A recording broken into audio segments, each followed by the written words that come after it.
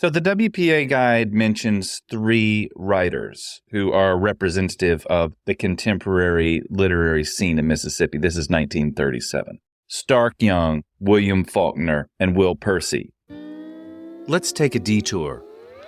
My name is Pete Candler. I want to take you on a road trip through the landscape of memory in the American South.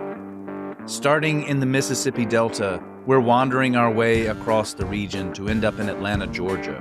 And along the way, we're going to discover stories that you and I will not believe we've never heard before. This is The DETOURIST. Let's go.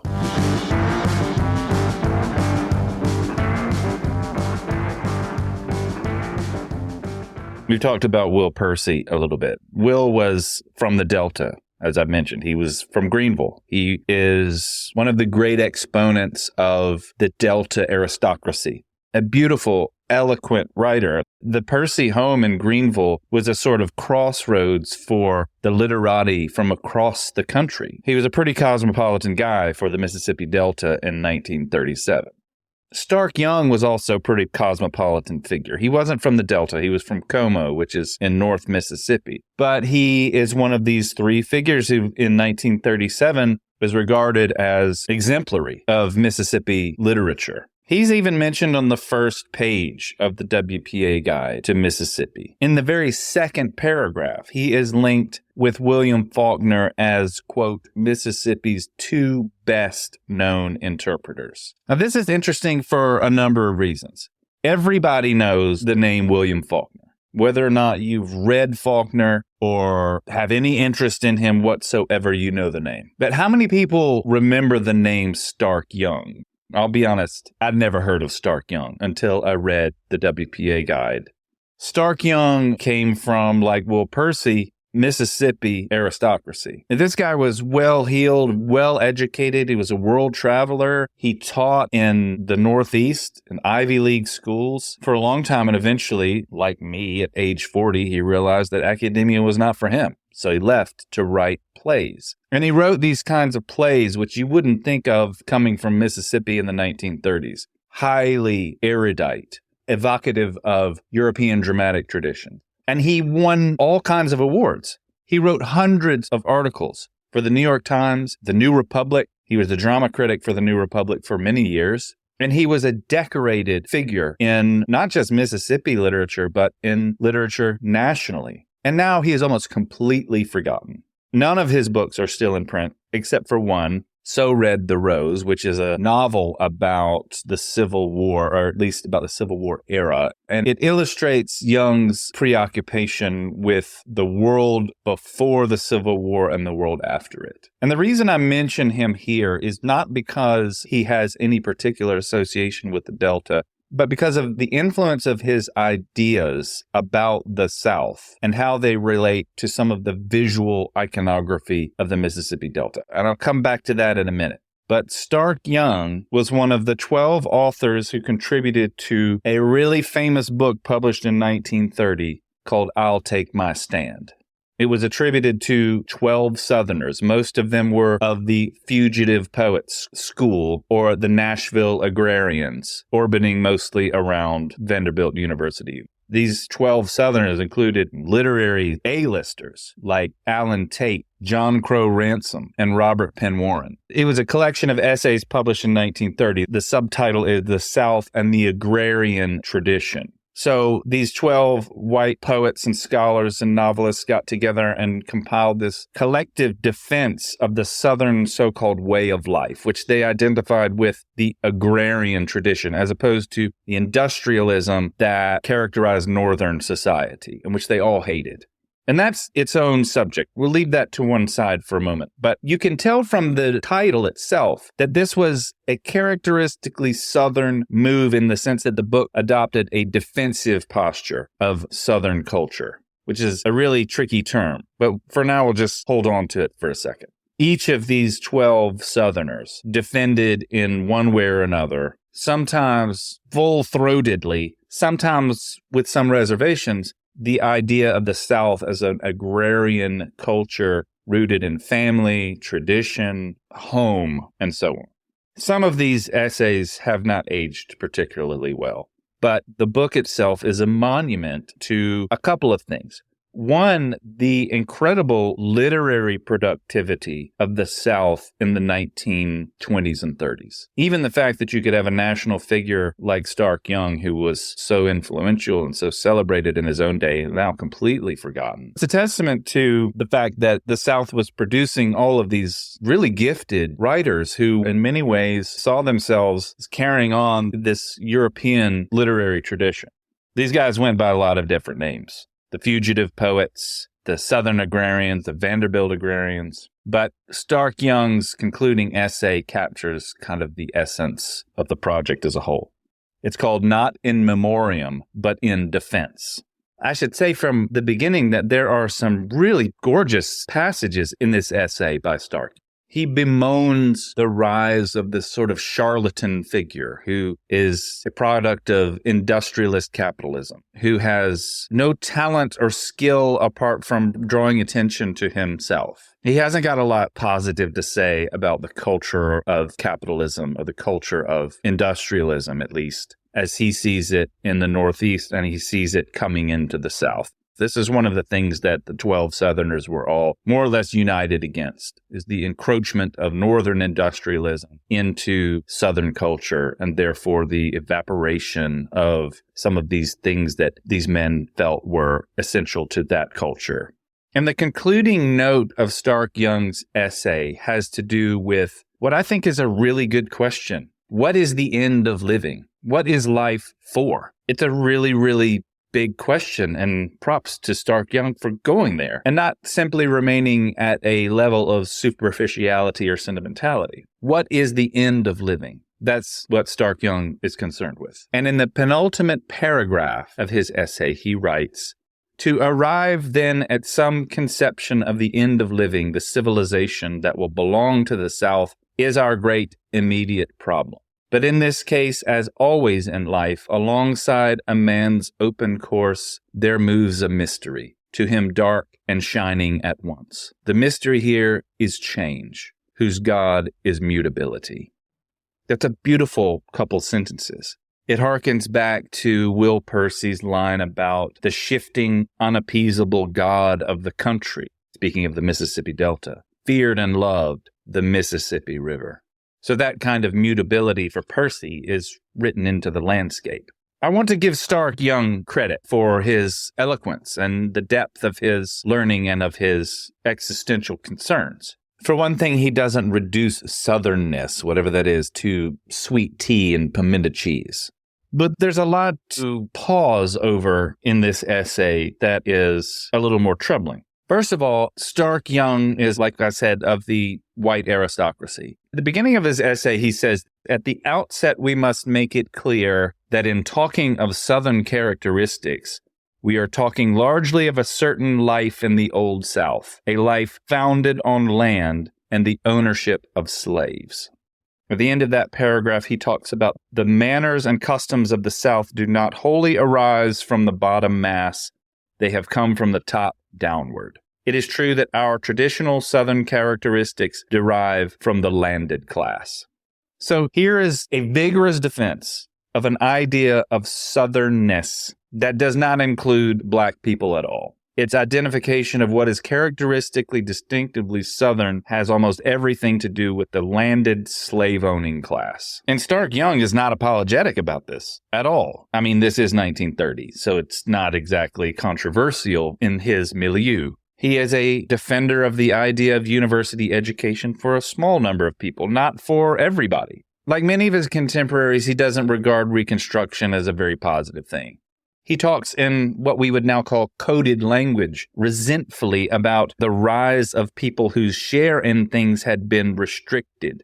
Now, we know who he's talking about. He's talking about Black people who are now empowered and enfranchised and holding elected office after the Civil War. But then interspersed between these quite distasteful and coded comments about Reconstruction and the enfranchisement of Black people are passages like this one that I think would resonate with just about anyone. No matter where you are, In any city or land or on the sea, and some old song suddenly heard again, or a childhood dish tasted, or some fragrance remembered from a garden once, or a voice or word brings tears to your eyes because of its memory of some place, that place is your country. It's a beautiful passage. It does have a sort of sentimental quality to it, but at least Stark Young is concerned about the particularity of place and what it has to do with your identity as a person. It may or not be the place you were born. It's the place that you identify with that evokes this kind of memory. His essay is not wholly backward-looking, but is predominantly backward-looking to a time when Southern culture existed in a sort of purer, more noble state. And of course, it was the landed aristocracy, the slave-holding class, who was responsible for the things worth preserving about Southern culture. This may be one of the reasons why Stark Young isn't really read anymore. He was a kind of sentimentalist about the past, about antebellum society, about the South as an agrarian culture, in a way that is self-consciously selective about who Southern culture includes. It includes a small group of people, wealthy white people who own slaves.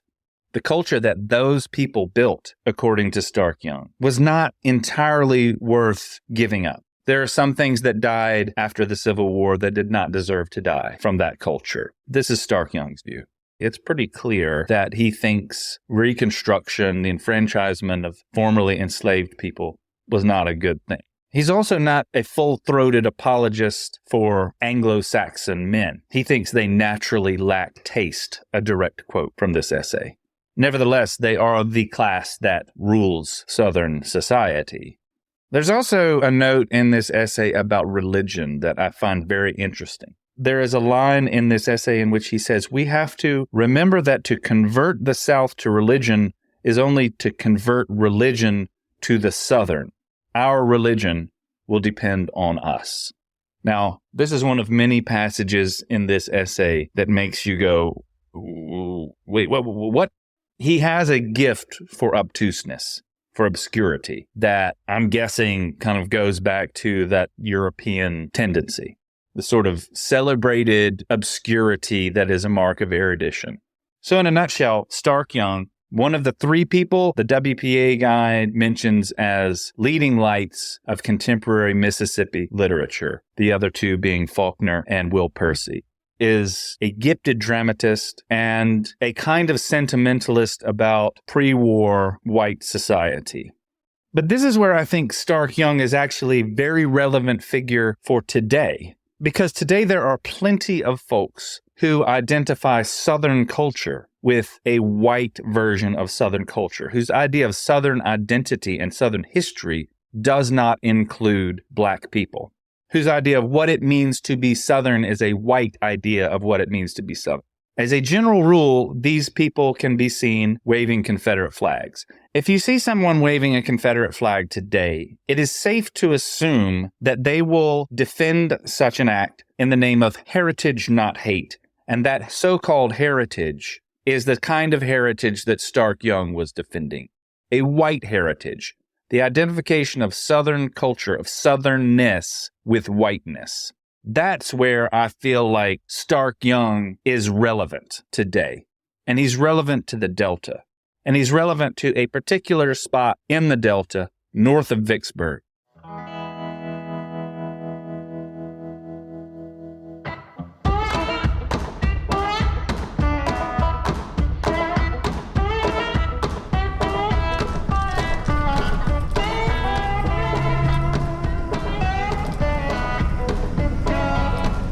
So back to the road. North of Vicksburg, we took Highway 61 into the Mississippi Delta, through Valley Park, through Onward, through Issaquena, through Cary. In the town of Rolling Fork, we take a left going west on Mississippi Highway 16. That's going to wind northwest and lead us to the town of Glen Allan. Now, Glen Allan was one of those towns in the Mississippi Delta that used to be a riverfront town. But it's not anymore because the Mississippi, that unappeasable shifting god of the country, decided to move somewhere else. So now Glen Allan fronts one of these oxbow lakes that is not connected to the rest of the Mississippi River. And the WPA writers who visited Glen Allan in the 1930s didn't have much to say about the town itself, which is named for a nearby plantation. But they did have something to say about the ruins of St. John's Episcopal Church, which was, quoting here from the WPA guide, completed in 1857, the first Episcopal structure in the Delta. The group of planters who settled around Lake Washington in the 1830s were of English descent. Some of them were English-born. Extensive landowners in the older southern states, they had come to Mississippi in boom times, and from the proceeds of the sale of their former holdings, had invested in the fertile acres of what were then known as the Mississippi Bottoms. The mansions they built are the remaining evidence of their prosperity. To them in 1844 came Bishop Otey from Tennessee, and the fruit of his visit was the gift by Jonathan McCaleb of 5 acres of land to be used as a site for the church and a glebe. There are a number of sites across the Southeast that are now eloquent ruins. They're evocative of an older culture. They also suggest a regime that brought this culture to an end. Think of the Coventry Cathedral in England, some of the ruins of the Second World War that dot the landscape of Europe.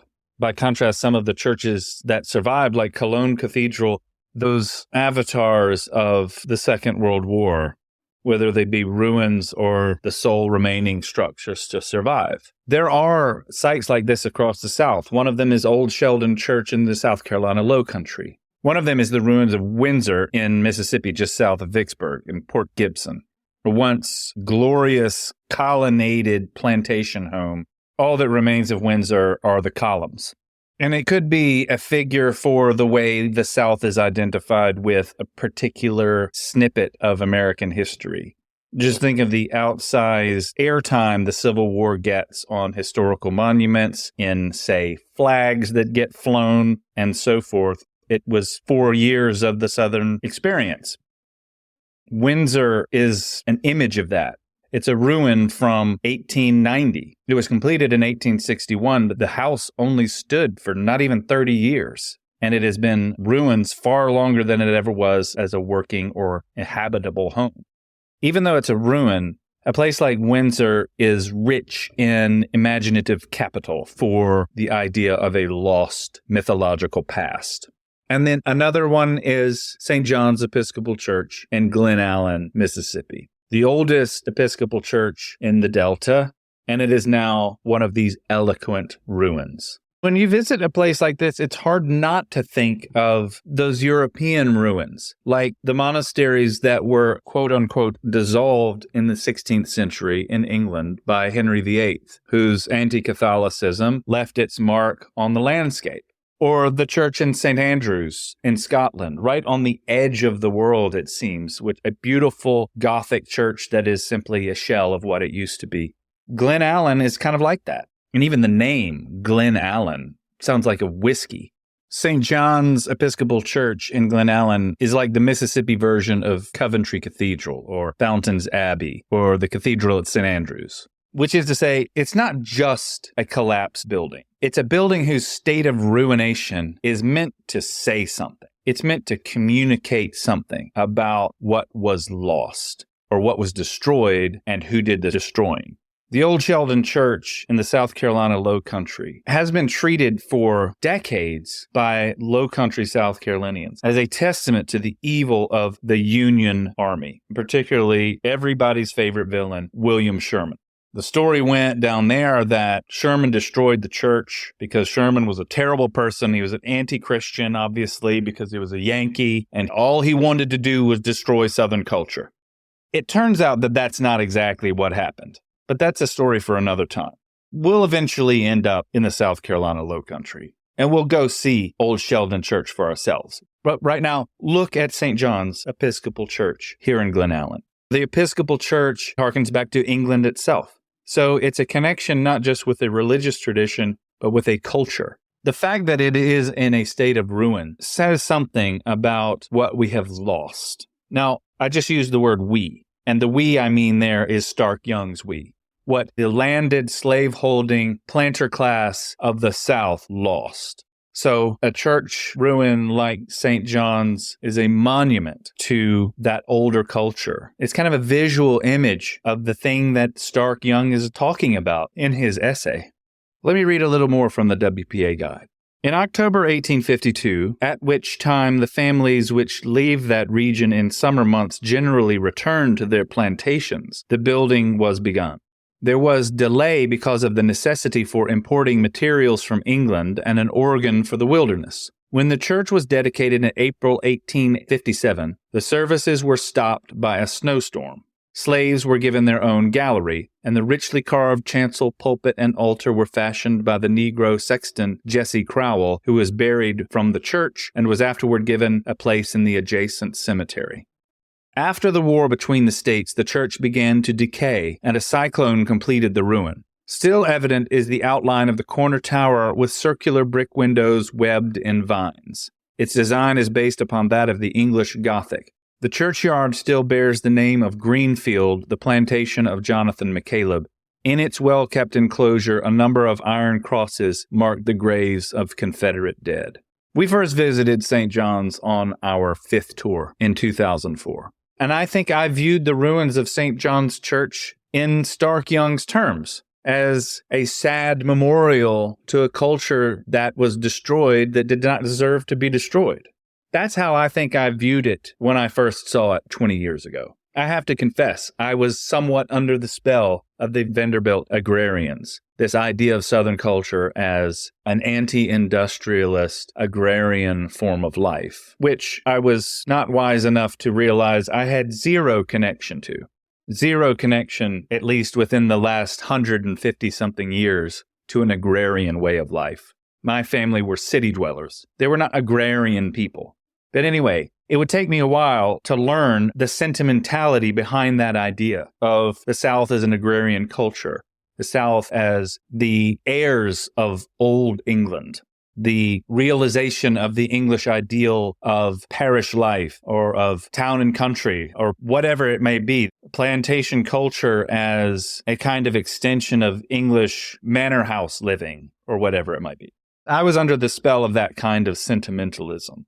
I wasn't aware of it at the time. I took some pictures of the Episcopal Church, not realizing how 20 years later I would come to see those images as invested with different kind of meaning. And I think this is one of the things that's a clue when you're driving around this part of the world and you see a ruined church. A ruined Episcopal church that dates from before the Civil War is never just a church that has fallen apart. And there is a story that has been told that may or may not have to do with the particularities of history. I received St. John's Episcopal Church in Glen Allan, Mississippi, as a visual manifestation of the kind of thing that Stark Young was decrying, of northern waywardness, of a way of life that did not deserve to die. I had just finished graduate school in England, and so I was probably imputing to this spot a vision of English country life with the parish church and this sort of idyllic view of society that, to be honest, probably wasn't that far away from a Thomas Kincaid painting, just a southern, slightly dirtier version. I don't even remember what kind of historical markers there were at St. John's 20 years ago, what kind of story the site attempted to tell about itself.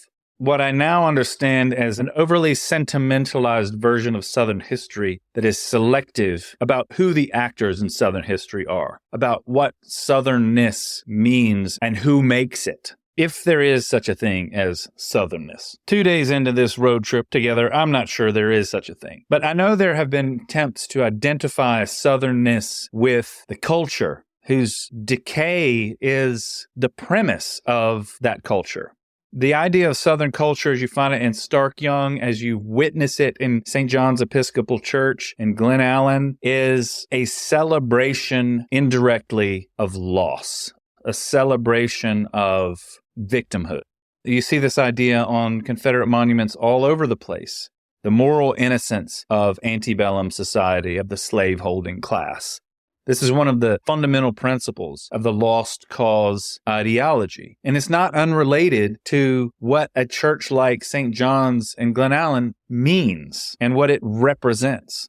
I haven't been back to Glen Allan in a while. So revisiting this church now, it's a different experience. I don't see these ruins the same way as I did before.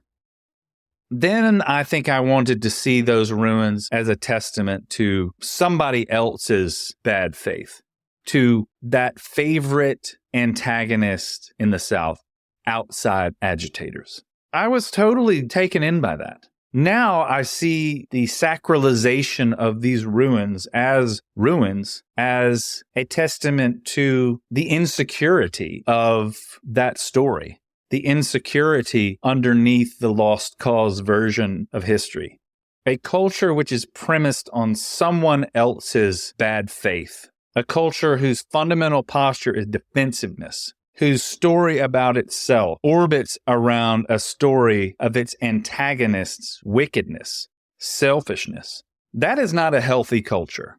This is to say nothing about what Black Southerners have contributed, not just to Southern identity or Southern culture or whatever, but to national culture.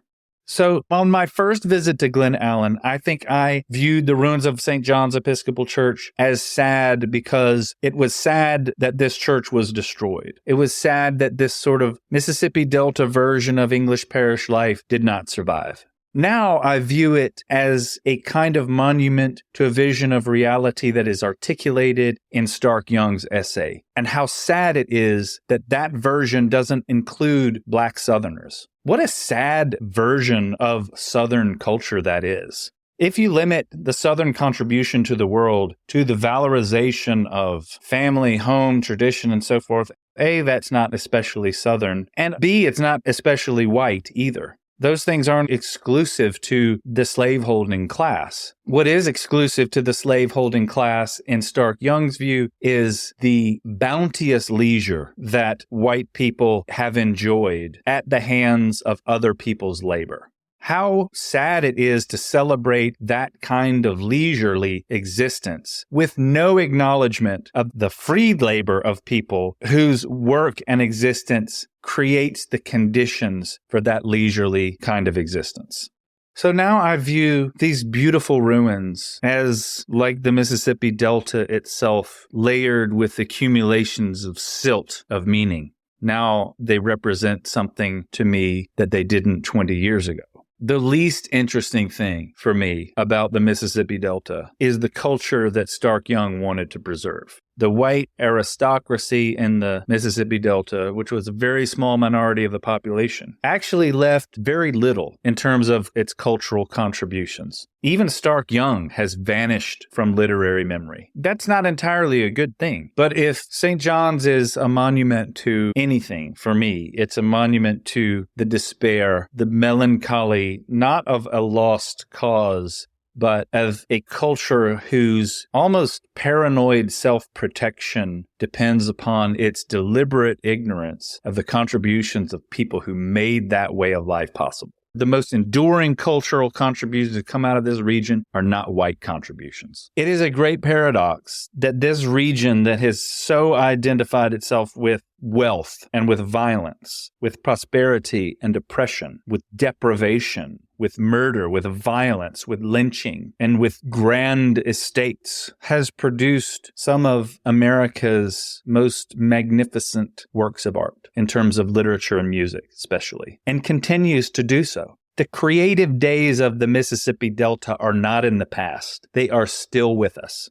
It remains, and probably will be as long as this country exists, America's most fertile, imaginative region. America's most paradoxically creative. It is a depression in the landscape. It is literally almost the lowest place you can go in terms of height above sea level in the country. And it has produced, in spite or because of that, some of the most singular works of art in American history. Why is that? Who knows? But we're going to try and find out. You've been listening to The Detourist. I'm Pete Candler. Special thanks to Henry Candler for some of the beats for this episode, and to our editor, Justin Rabowski. If you haven't already, please subscribe on Apple Podcasts or Spotify or wherever you listen to your podcasts. And also subscribe to our Substack, adeepersouth.substack.com. Or you can visit us at adeepersouth.com or find us on Instagram at, you guessed it, A Deeper South. Thanks for being here. See you next time.